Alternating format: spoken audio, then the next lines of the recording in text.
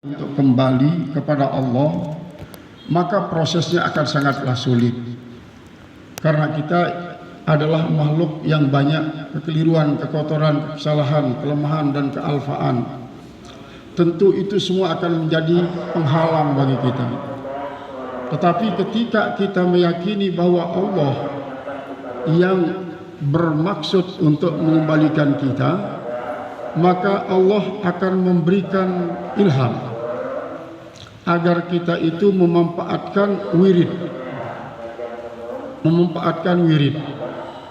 apa yang cocok untuk kita sebagai satu kendaraan untuk sampai kepada Allah, sehingga barulah kita warid. Kita ini ada orang yang warid, ada yang maurud. Warid itu yang senantiasa berupaya dengan dirinya sendiri mujahadah mati-matian, dengan memilihkan dirinya sendiri suatu wirid, sehingga dia lupa akan bahwa dirinya harus buat maurud, artinya dikembalikan oleh Allah. Nah, ketika dia maurud dikembalikan oleh Allah Subhanahu wa taala, berarti Allah akan memilihkan dirinya wirid yang tepat. Karena wirid ini memang pada umumnya kan ada 3 yang dipakai oleh para sufi: istighfar, zikir, dan selawat. Istighfar, zikir, dan selawat. Ini pada umumnya. Tetapi banyak pula yang mempergunakan wirid-wirid lain. Tetapi tidak melupakan yang 3 ini. Artinya apa? Jumlah daripada yang 3 ini dikurangi. Kemudian wirid lain itu yang diperbanyak. Misalnya dia sedikit, misalnya 1000 istighfar, 1000 la ilaha illallah, 1000 Allahumma shalli ala sayyidina Muhammad. Kemudian dia perbanyak ya latifu ya latifu ya latifu ya latifu ya latifu ya latifu, nah ini dengan istiqomah. Nah, ini adalah merupakan yang dipilihkan oleh Allah. Berarti orang tersebut dimaurudkan, didatangkan. Jadi tidak semata-mata dia yang warid. Maka itulah perbedaan antara warid dan maurud. Jadi kalau maurud dia dipilihkan oleh Allah Subhanahu wa taala dengan cara diilhami. Kemudian kalau dia warid itu adalah dia yang memilih sendiri jalan untuk bisa sampai kepada Allah Subhanahu wa taala. Aurada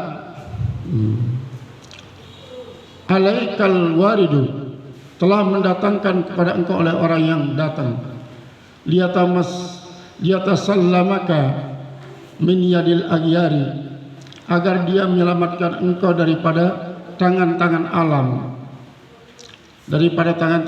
alam, wal yuharriraka min rabbil atari, dan supaya dia membebaskan engkau daripada perbudakan pengaruh alam. Al-athar wal aghyar, asar pengaruh alam, wal aghyar dan aghyar juga pengaruh alam, ghasibatun wa mustarikatun, dia merampok dan dia mencuri.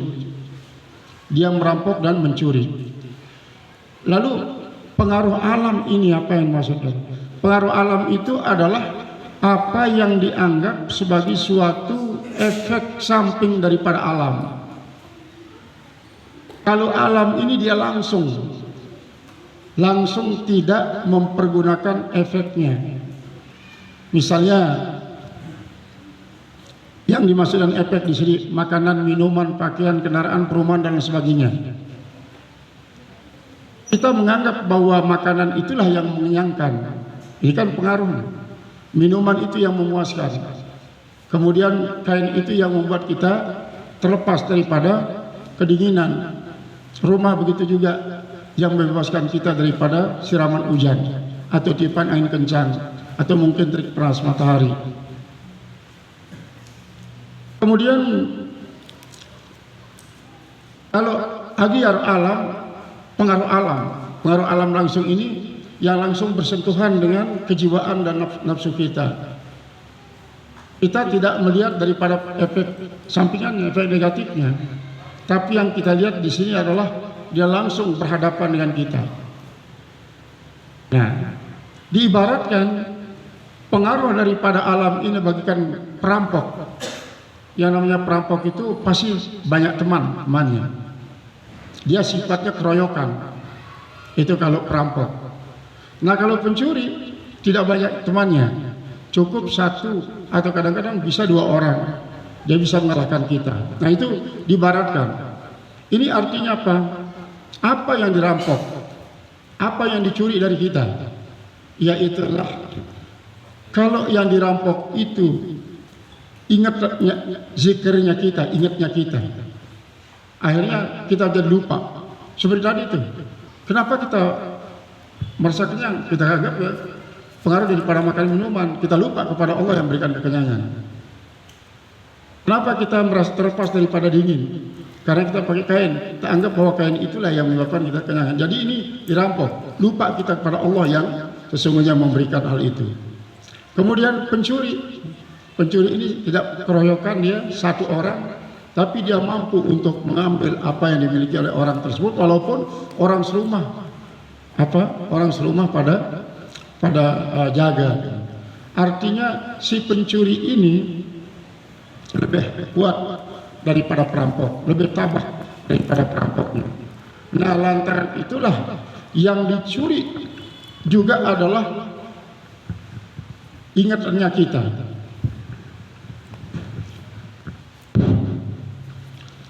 Sehingga akan membuat kita menjadi terjegal di tengah-tengah perjalanan untuk bisa sampai kepada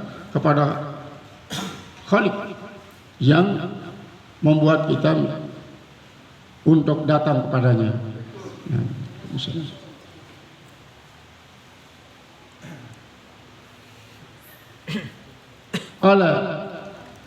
al-ataru wal agyaru ghasibatun mustarikatun laka, bagi engkau.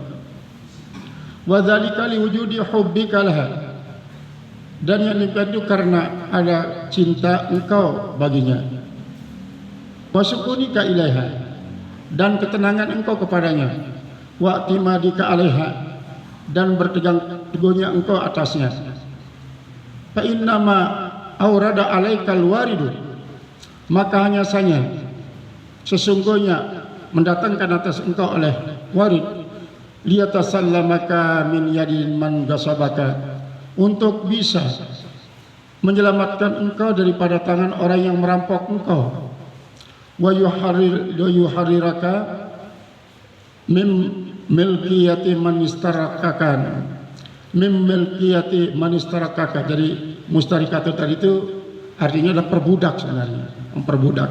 Jadi hampir sama dengan pencuri. Artinya supaya dia membebaskan engkau daripada pemilikan orang yang menjadikan engkau jadi budak. Manis tarakaka, orang yang menjadikan budak. Wal isharatu ila hadzal makna, dan isyarat kepada makna ini bima daraballahu taala, dengan apa yang menjadikan oleh Allah Subhanahu wa taala minal mitli, daripada perumpamaan lil kafiri, bagi orang kafir, fi qaulihi, pada firman-Nya, daraballahu matalan rajulan fihi syuraka'u,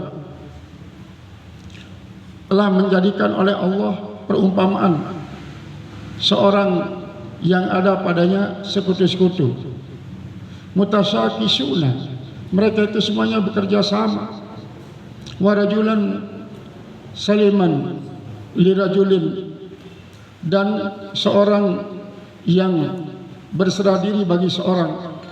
Hal yastawiyani, apakah sama?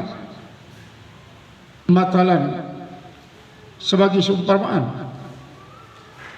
Paman salima min yadil aghyari, siapa saja yang selamat dari tangan alam. Wa harrara min raqil atari, dan dia bebas daripada perbudakan pengaruh.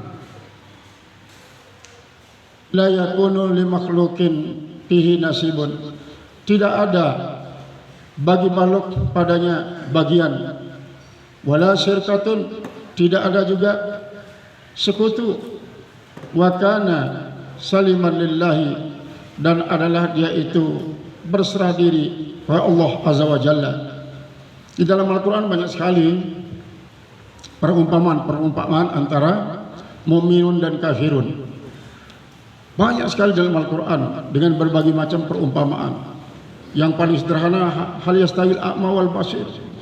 Samakah orang-orang yang buta dan yang melihat? Yang buta artinya sini yang kafir, kemudian yang basir itulah yang mukmin.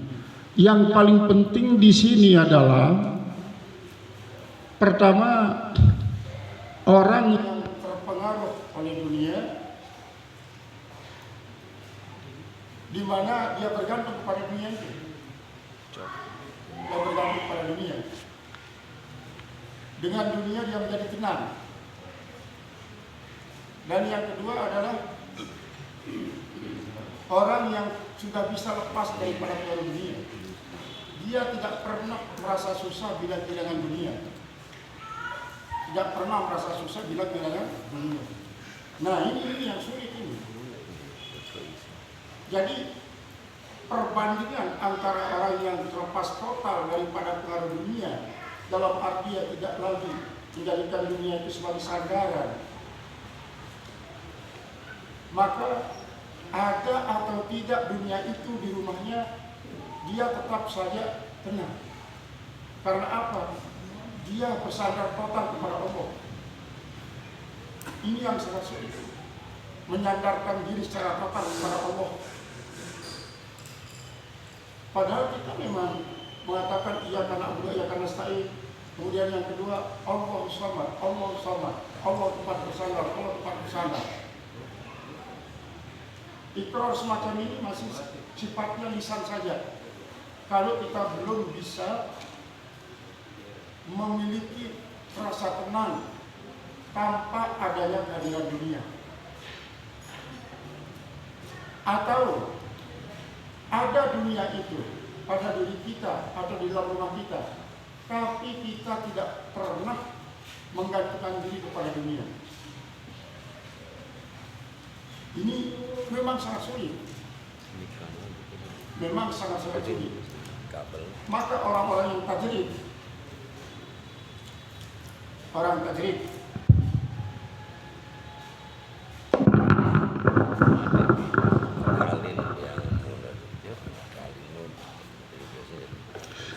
melatih diri dengan semacam itu. Cuma ini tetap pada prinsipnya adalah pertama dari diri sendiri.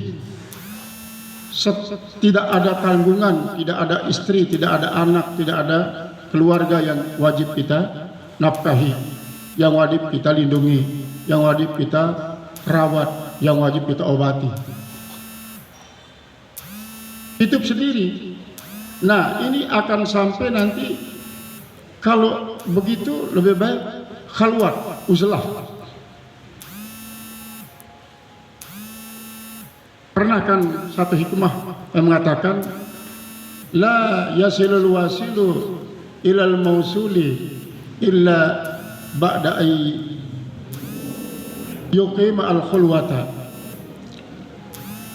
Tidak akan bisa sampai seorang itu sampai kepada apa yang ia harapkan untuk ia bisa sampai kepadanya, kecuali kalau dia khalwat. Ini adalah suatu hal-hal yang sangat susah kalau kita ukur daripada kehidupan seharian. Apalagi kalau sudah hedonisme, yaitulah hidupnya dunia semata, akan sangat-sangat sulit. Kemudian yang kedua, orang yang sangat bergantung kepada harta itu, bergantung pada dunia, maka ketika ada gejala-gejala, ada pengurangan pemilikan apa yang ia butuhkan, dia mulai stres, dia mulai berpikir apa yang akan dipakai berbuka oleh anak-anak ini besok pagi, besok sore, apa yang dipergunakan untuk makan sahur nanti, apa pada waktu sahur. Terus kita berpikir